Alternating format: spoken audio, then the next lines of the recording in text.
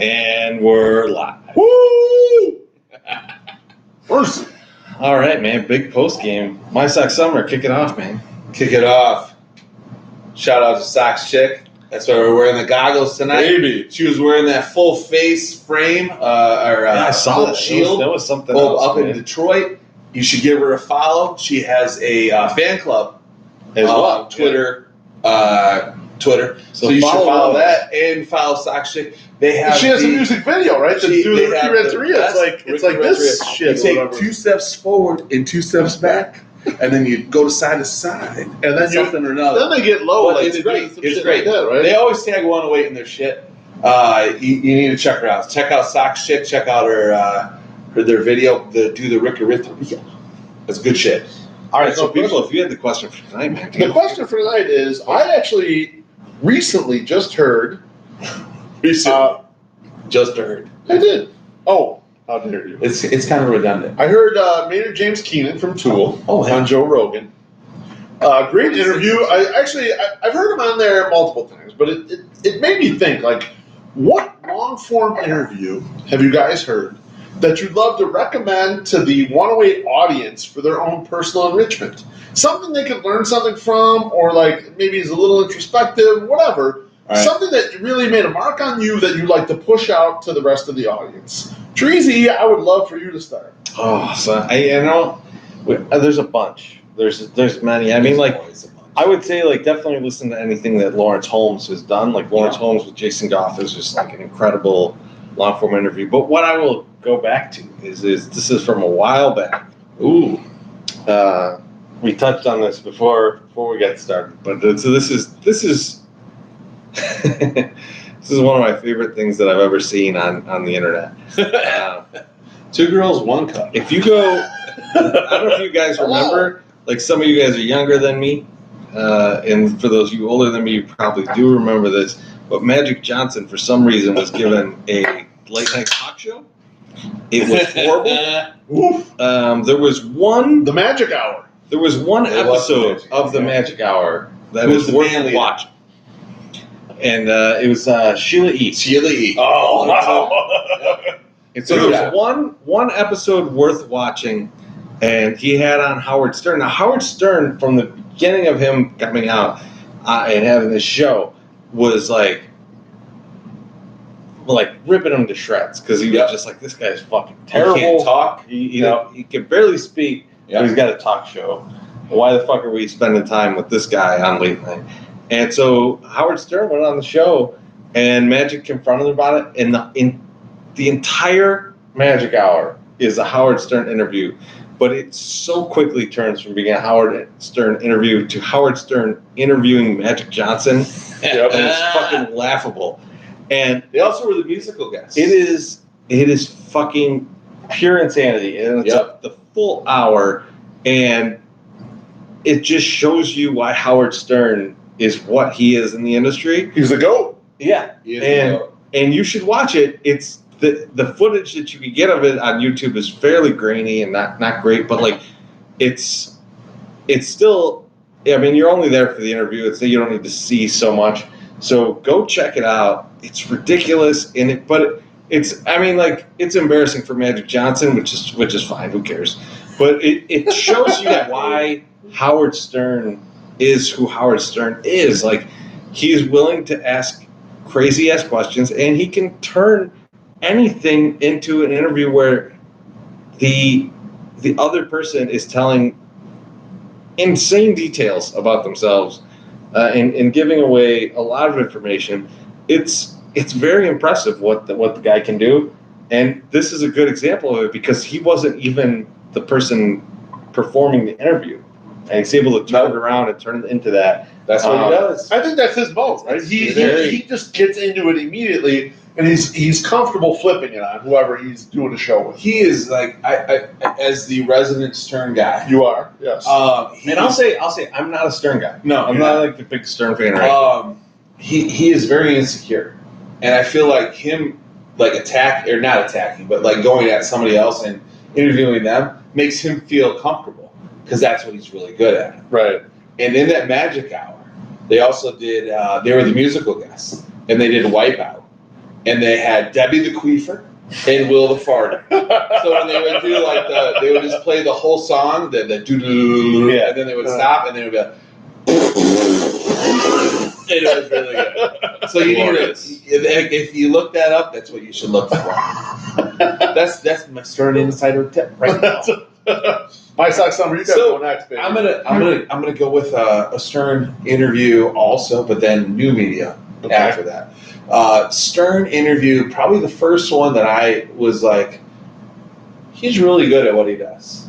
And the terrestrial one was Paul McCartney.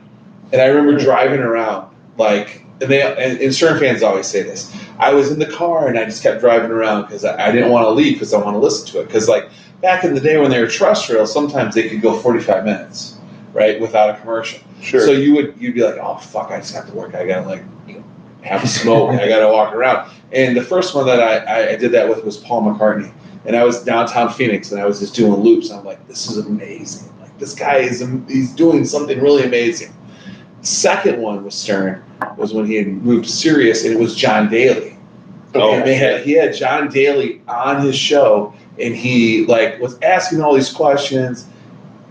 Howard's not a big fan of cigarettes. John Daly's like, yo, can I smoke in here? He's like, do whatever you want. So John Daly's lighting up cigarettes on the couch and just talking, right? I mean, and it was really good. And then they also had the Stern video stuff, so you could watch that. Yeah. I remember my dad came out to Cali. I was like, you got to watch this. This is amazing. He did really good work here. And then my third, and it's new media, is Joe Rogan, and it was the Lance Armstrong interview. That was really good, actually. Because I would agree with you. And that's what turned me on to Joe Rogan. Good. Because then I was like, Joe Rogan is hitting something here, and he got Lance Armstrong to talk about all his shit. For sure. And what solidified it for me was Howard Stern talking about how Joe Rogan had done such a good interview as a podcaster with Lance Armstrong. Yep. And I was like, okay, I had listened to it, and I was like, I agreed with it. And then they had Lance Armstrong on the Stern show, and they basically did the Redux interview, and it was the same thing as that was on the Joe Rogan show, and I was like, all right, fuck that. Joe Rogan knows what he's doing. He understands, as long as he's not too high, he knows how to do a very good interview. Yeah. When he gets too high, he starts talking about bison meat and how to kill your own and raise your own and all this bullshit. And I don't get into that. But I like Joe Rogan. I like his UFC talk, even though I'm not really big into UFC anymore. I do like his UFC talk. I like his fight talk, and I want to listen to that Atlas interview. It's really good. And even in the Bernie interview. The Bernie interview was really good. I'm not a Bernie guy, but I listened to it, and I was like, this is really fucking good. I'm captivated. Yeah. I wish it was longer than an hour and 20 or whatever it was. And much like the fucking guy that nobody likes that Billick interviewed. Ben Shapiro. You said him on there too. I have never heard of Ben Shapiro talk. I've never listened to any of his shit. I listened to his interview on Rogan. And the only reason I listened to it on Rogan is because I can't hate somebody or not like somebody or whatever until I know who they are. Yeah. And I was like, Joe is going to give me a fucking good, well-rounded view of this guy. Yeah, just see what he is. And he did. And I remember texting you, or not texting, but G-chatting with you at the beginning of this, or when he was doing it, I was like, yeah, this guy's fucking annoying, but I'm going to listen to the whole 2-hour interview because I want to have a basis of why I don't like him. Yeah. And when he's like, oh, I own all the MLB hats, so all the things, it's like, fuck you. Yeah, that's you can't be a Sox fan and own a fucking Twins hat. You can't own a Detroit Tigers hat. You can't own a fucking KC hat. Even though they have really cool logos, Indians, everything else, totally okay. But yeah. The Rogan Lance Armstrong interview is super strong because love it. He gets him to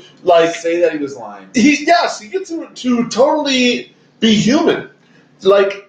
Everyone our age grew up with Lance Armstrong as this hero, blah, blah, blah. Yep. Then he's a huge cheater. Then he tries to fuck over anyone who was in the path of they're catching and cheating, and he's a big asshole. And then when you get to this interview, I went into it sort of I hate Lance Armstrong.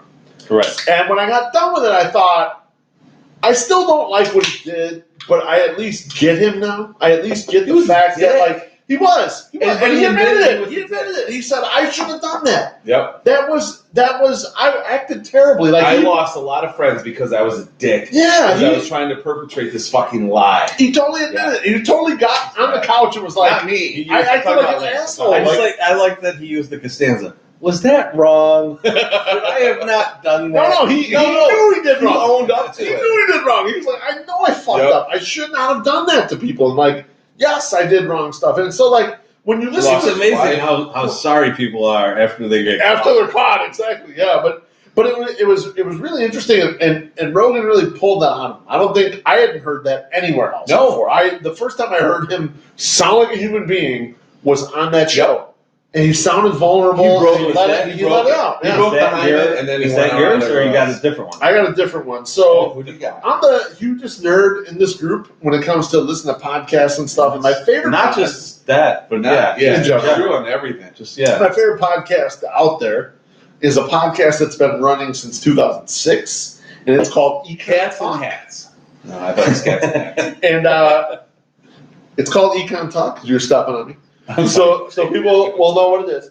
And actually, the best interview on there has been done 7 parts. So over time, that's a lot. Same guest has been on there 7 different times talking about topics that are they're connected to each other. And that guest is Nassim Taleb. Oh, love and there's a lot of different things he talks about, but the 2 main ones that I really enjoy that everyone should check out is he does a podcast on anti-fragility, which is the opposite of fragility. So, like, if you are harmed, if I punch Teresi, how does he improve from this? Right. If I harm him, how does he improve? So that's the gist of it. If you listen to that and you like it, he also wrote a book called The Anti-Fragile. Yes. And, like, that book is it's amazing. It's a terrific book. It will... it's one of those things where you read something and you actually think a little bit differently after you've read it, and that's what you look for in a book, right? If you're going to spend the time to read something, or in my case, listen to it, still Audible, still 16 hours. 16 hours. It's long. You're long as time. You want to have a different perspective after you've ingested it. It's about punching people in the arm? No, it's about how, like, okay, so everyone thinks of things as being fragile. Okay. So, like, a package is fragile, wherever. Like my daughter's What's the opposite? What's the opposite of it? Most people would say Incredible Hulk. Yeah, but that's wrong. Yeah. The opposite of it is things that if you harm them, they would improve because of it. Okay. So it's not something that's resilient or that won't be affected by harm. It's something that when you affect it, it will improve. And there are lots of things in our life where that is the case. An example would be lifting weights, basically.